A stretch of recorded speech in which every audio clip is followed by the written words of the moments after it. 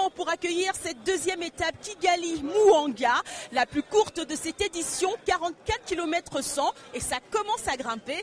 Bienvenue à tous sur TV5 Monde, mais avant de parler de cette étape, revenons sur ce qui s'est passé hier avec une course qui a connu de nombreux bouleversements, dont le changement de maillot jaune. À l'ombre d'un doute, les Rwandais aiment le Tour du Rwanda. Pour la première étape, ils étaient très nombreux à afficher leur curiosité et leur enthousiasme devant des coureurs prêts à en découdre.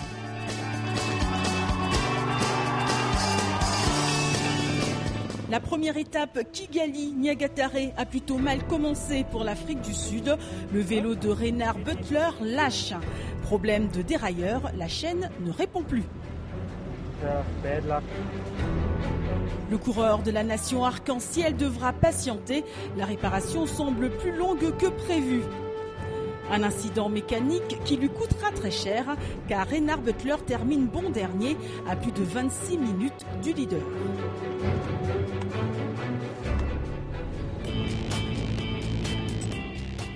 Devant par contre d'autres Sud-Africains s'illustrent, à l'instar de David Marais qui anime le duo de tête.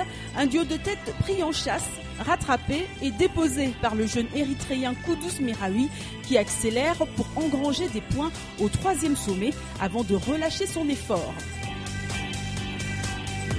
Dans le groupe de tête, ils sont désormais 4, dont 2 Sud-Africains.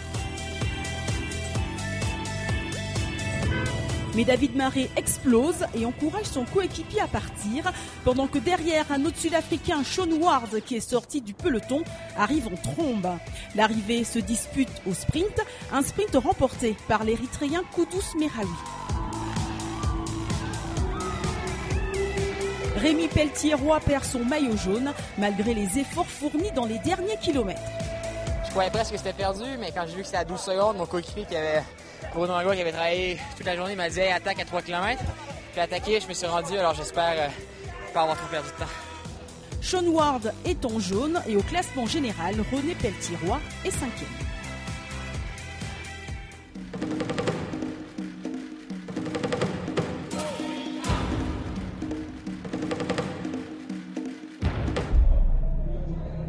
Il ne faisait pas un temps à mettre le nez dehors pour cette deuxième étape longue de 44 km 100. Et malgré le temps pluvieux, public et coureurs étaient radieux. Avant le départ, tout le monde cherche et trouve un abri. La gare de Naïbougogo ressemblait à un balai de chauffe qui peut.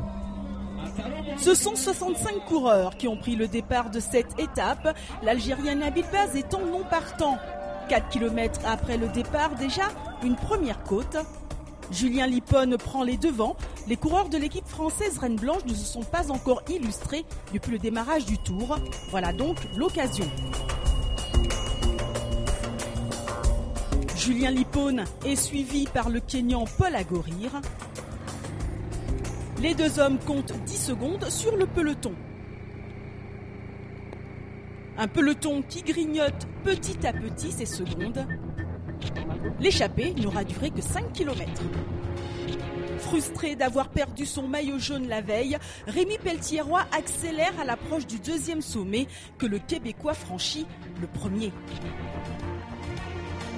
Conscient qu'il a 18 secondes de retard sur le leader, Pelletier-Roy compte jouer les premiers rôles ce matin.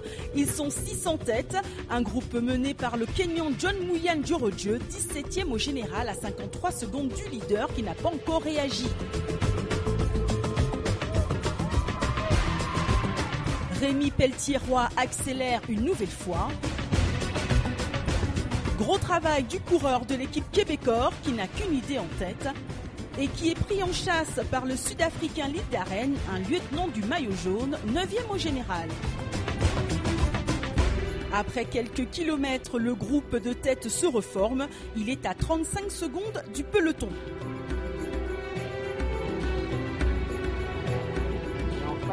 Décidément, c'est un seul homme qui anime ce groupe, Rémi Pelletier-Roy.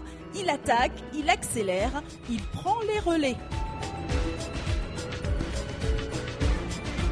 Même si l'écart se réduit entre les hommes de tête et le peloton, les échappés maintiennent la cadence. Ils sont désormais à 20 secondes d'écart du reste du peloton. Puis, le groupe de tête se scinde en deux. L'Île-d'Arène et Emmanuel Méron partent.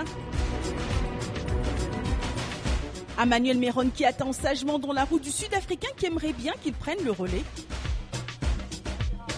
À l'approche de la dernière montagne, l'Érythréen produit son effort et engrange les fameux points. De nouveau regroupés comme un seul homme, les 6 coureurs se maintiennent. À 2 km de l'arrivée, ils sont encore et toujours ensemble. Pelletier-Roy accélère de nouveau. Alors, qui de ces 6 hommes va s'imposer? Le suspense est à son comble.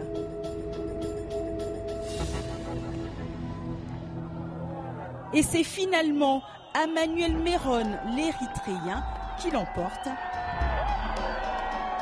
au grand bonheur des siens.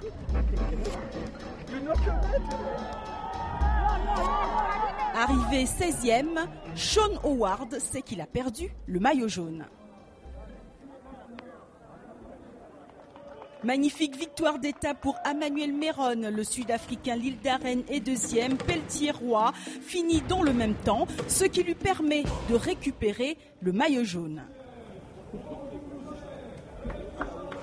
Au classement général, Sean Ward, le Sud-Africain, est à 20 secondes du Québécois. Le thé rwandais est très réputé dans le monde et nous nous sommes rendus pour vous dans une plantation.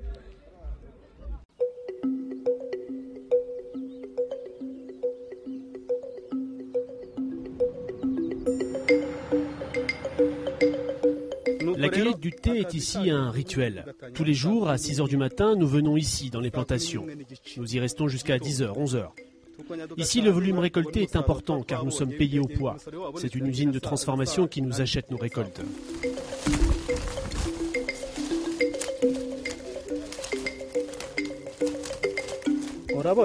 La cueillette du thé est très technique et il faut être rapide.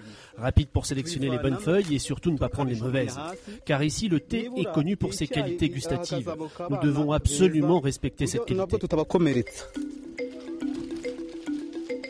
Chaque cueilleur ramasse entre 30 et 80 kilos de feuilles par jour qu'il revend ensuite aux coopératives.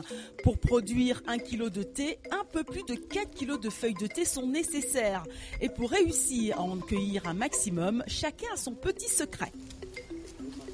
Dans la plante de thé, c'est la tige que l'on voit ici, au milieu, que nous recherchons.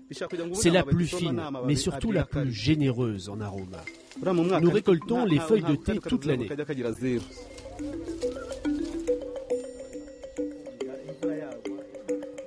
Une fois la cueillette terminée, ce sont les femmes qui prennent le relais et labourent.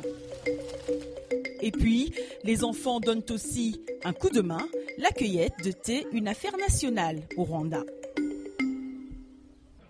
Après la victoire de Kudus Merahui hier, l'Érythrée confirme avec la très belle victoire sous la pluie de Emmanuel Méron.